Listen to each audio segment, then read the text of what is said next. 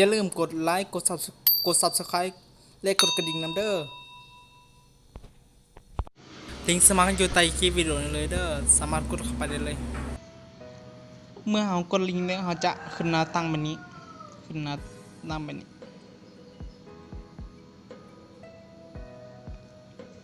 มันจะให้เรามี1สมัคร2ล็อกอินเข้าใช้งานเลยแล้วกดเข้าไปที่ตัวสมัครใส่แอปนี้ใส่แอปเบื้องซ้ายมือนี้ปั๊บ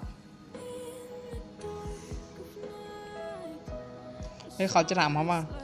ให้เราสมัครผ่านตัวใดเห็นวาง Facebook กับ Google แนะนำให้ผ่าน Google เพราะว่า Facebook หลายคนอาจจะตั้งโดยเบอร์แล้วเบอร์เขาอาจจะทิมมันยังไปก็ให้เขายืนยันอีเมลบ่ได้เนาะยืนยันเบอร์บ่ได้จะกินให้มันบ่สามารถสมัครได้ผ่าน Facebook บางคนเลยถ้าบางคนใส่เบอร์เก่าในปัจจุบันนี้ก็สมัครได้ครับ Google แม่นสมัครเข้าไปแล้วก็ใส่อีเมลใส่รหัสผ่านเข้าไปได้เลย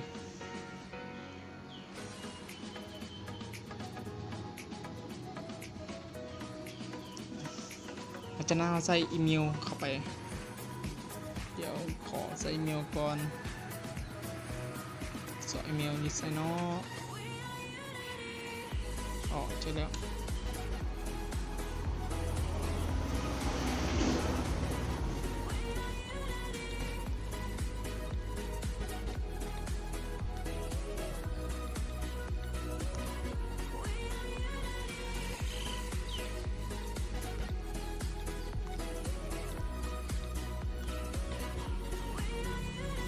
จากที่เรากรอกอีเมลเขาเรียบร้อยแล้ว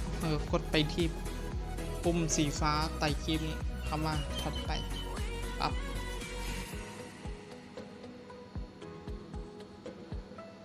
หลังจากนั้นเขาจะให้เขากดรหัสผ่านของอีเมลที่วางของกรอกนี้อีเมลเขาจะต้องเป็นอีเมลที่ลงชื่อเขาใช้กับ Google เท่านั้นเนาะ Google เท่านั้นด้วย YouTube ต่างๆเข้าไปโหลดรหัสผ่าน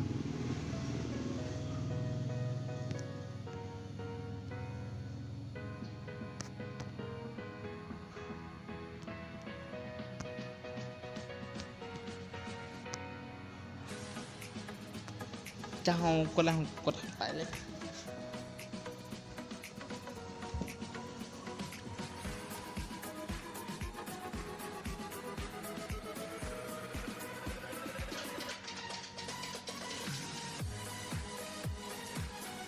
มันจะกดเซ็กมาอีเมลของเจ้านี้ชื่อลงทะเบียนได้หรือยังกดเซ็กเพราะว่าตัวนี้ลงทะเบียนที่1แล้วแต่ว่ามาสอนคืนคือ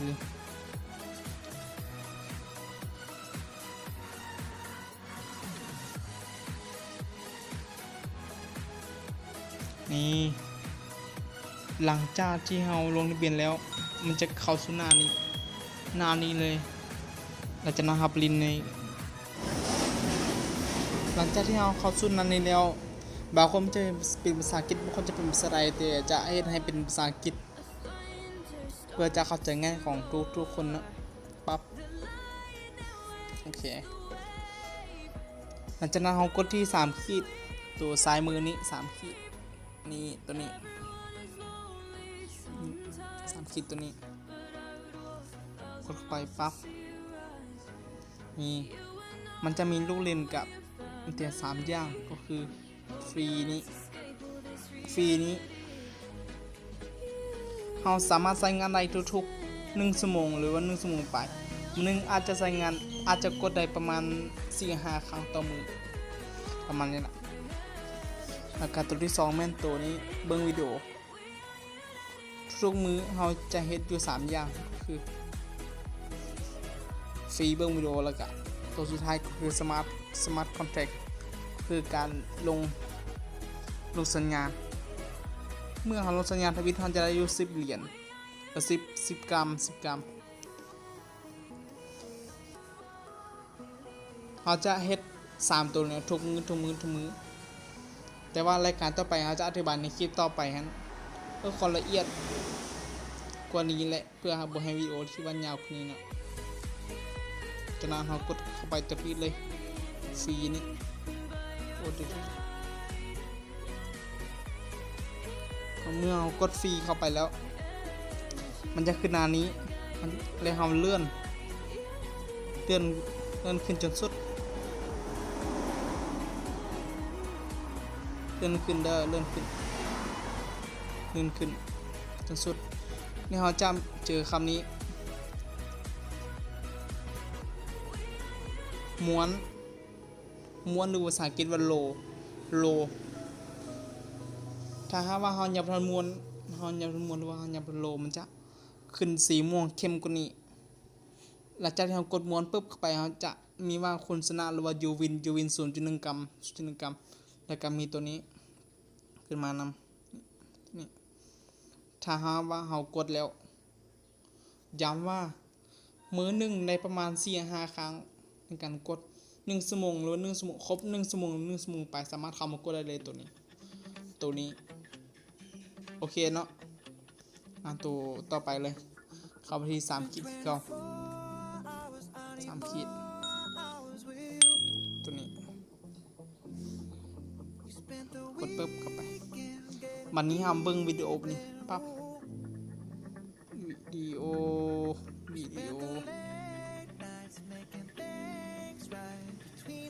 กดปึ๊บมันจะขึ้นหน้านี้ซึ่งเราสามารถโพสต์วิดีโอลงได้แต่มันจะตัดเราอยู่5 กรัมต่อ1 วิดีโอ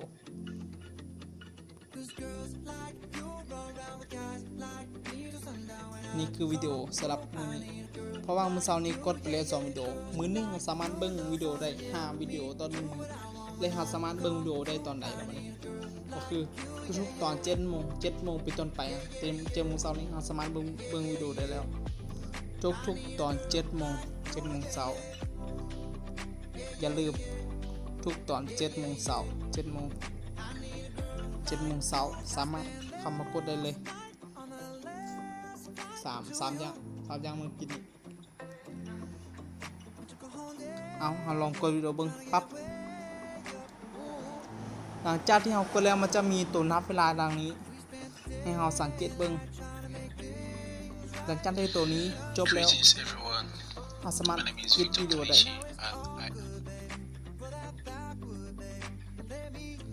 วิดีโอทุกวิดีโอมันจะเกี่ยวกับเว็บไซต์ตัวนี้เลยเราสามารถศึกษานำวิดีโอเว็บไซต์ตัวนี้ได้ว่าลิงก์จะไหนเพราะเขาจะสอนเราเดี๋ยวเราจะเบิ่งคลิปต่อไปบางทีอาจจะมีตัวสอนนะนี่จะเป็นตัวบันใหญ่กับแกมฟรีนี่ว่ามันแล้วเด้งแพ้เด้งจริงบ่ประมาณนั้นนะ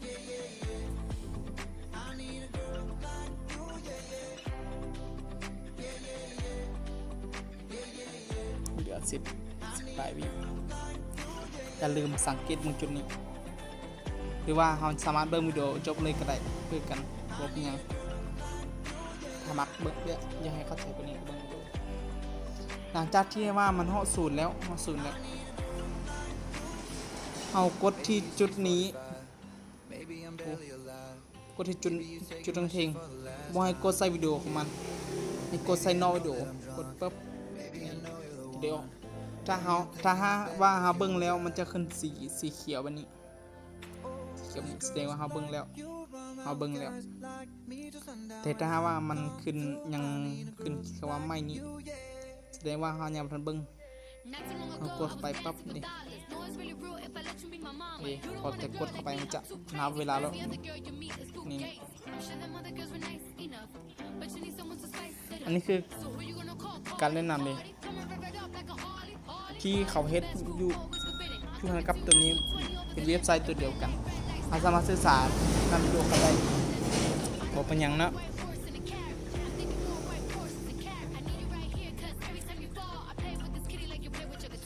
เรื่องการถอนเงินมันอย่างเราจะ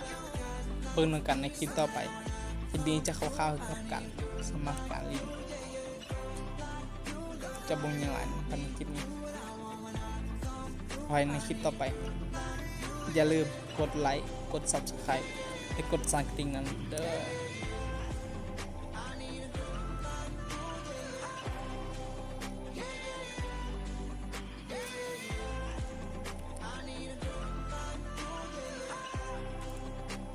นี่หลังจากที่มันฮอต0แล้วเอาสามารถกด เอาได้หรือว่าเฮาจะเบิ่งต่อไปก็ได้จนวิดีโอจบกดเบิ่งวิดีโอนี้อีก10 วิ10 วิ11 วิมันก็จะจบเดี๋ยวจำจบแล้วเอากดต้องกดใส่วิดีโอได้พอกดใส่วิดีโอมันจะลินอีกครั้งกดใส่คือกับที่บอร์ดจากที่ว่าเขาเบิ่งแล้วมันจะขึ้นสีเขียวคือเก่านี่สีเขียวหรือภาษาอังกฤษเขาว่า watch ขึ้นสีเขียวนี่ watch ตัวใหญ่เต็มนี่เลยเอาเลยเบิ่งตัวต่อไปตัวสุดท้ายบัดนี้เบิ่งปั๊บเอาเบิ่งวิดีโอทุกวิดีโอ1วิดีโอต่อ 0.1 กรัม 0.1 กรัมถ้ามีมือนึงมี5วิดีโอเนาะเขาจะได้อยู่ 0.5 กรัมต่อ1มือสำหรับการเบิ่งวิดีโอเว็บไซต์นี้มันบ่ได้ยากมีแต่เฮาเฮ็ด3อย่างนี่ล็อกอินเข้ามาใช้เวลาว่างให้เป็นประโยชน์เวลาว่างที่ว่าเฮามีจัก10นาทีก็ได้แล้วเข้ามานี่10นาทีเวลาว่างบ่สามารถเฮ็ดได้แล้วแน่นอนทุกคนอาจจะมีเวลาว่างแต่บางคนก็เอาเวลาว่างไปเฮ็ดอย่างอื่นก็เสียเวลาล้าเนาะ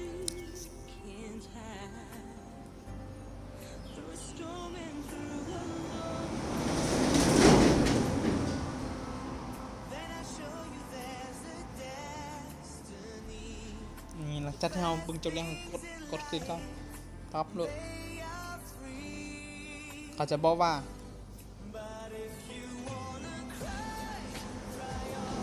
นั่นคือทั้งหมดสาระวิดีโอในวันนี้เนาะมันจะกลับมาอินใน2-3 วันหรือว่าสามารถล็อกอินทุกวันได้เขาบอกลงงานซื้อเนาะก็สนใจมันแล้วเขากดล็อกอินทุกมือตัวต่อไปเลยกดเข้าที่3ก็3 ขีดเด้อปั๊บเข้าไปงาเบิ้งตัวกองมาเลยปั๊บของไทยเป็นภาษาอังกฤษของไทยเป็นภาษาไทยอย่างกันไม่ต้องซีเรียสเพราะว่าปุ่มทุกอย่างมันคือกันหมดเพียงแต่เราจื้อแล้วเราสามารถเฮ็ดได้ตัวที่มันก็จะเป็นรูปเฮือนตัวที่2มันจะเป็นรูปข้อความดีว่าส่งมาตัว3จะเป็นรูปไฟฟ้าเนาะตัว4มันจะเป็นรูปแบบการยังลูกศรเข้าลูกศรออกประมาณนั้น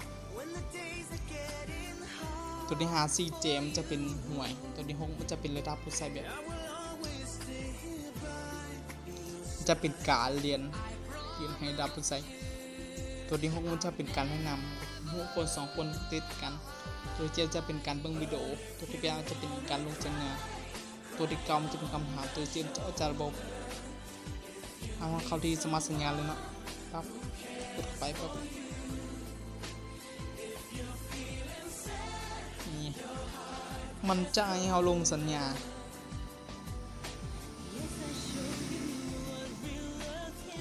ถ้าว่าเราลงสัญญาปุ๊บเราจะได้อยู่ 0.1 กรัมถ้าเป็นของคนบางคนเป็นภาษาอังกฤษมันจะเขียนว่า take ไปว่า take take เนี่ย take บวก take อากาศกดเอาเลยครับซิโมงบางคนกัดเช็ค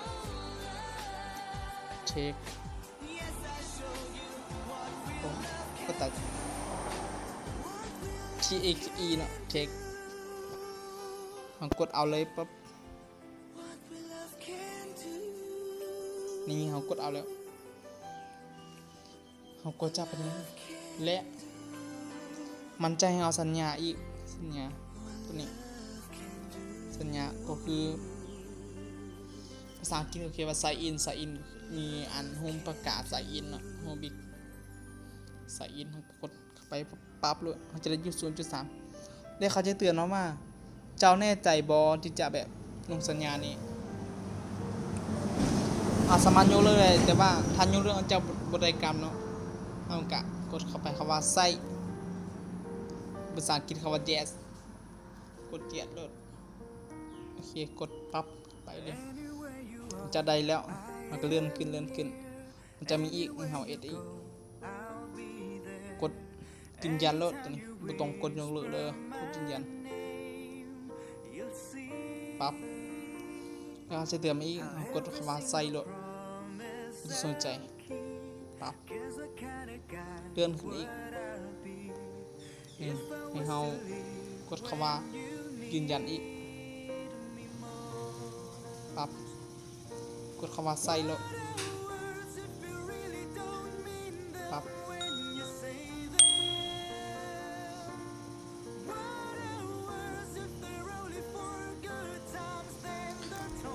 ตัวต่อไปก็คือกันกดคำว่ายืนยันโหลดปั๊บ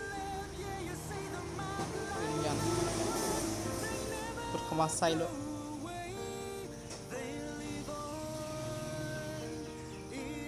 เลื่อนอีกมีอีกปั๊บยืนยันคำว่าใส่ปั๊บมีบ่ถือว่าหมดแล้ว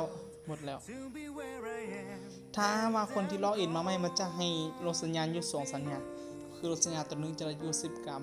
ตัวที่2จะได้อยู่ 0.3 กรัมคือก่อนถ้าล็อกอินไปแต่ละมือจะได้อยู่เรื่องรับขึ้นขอเข้าใจสำหรับคลิปนี้เดี๋ยวเราจะมาเบิ่งในกันในคลิปต่อไปรายละเอียดในการเรียนต่างๆในเว็บไซต์ตัวนี้เนาะ EP 2อย่าลืมเบิ่งเด้อ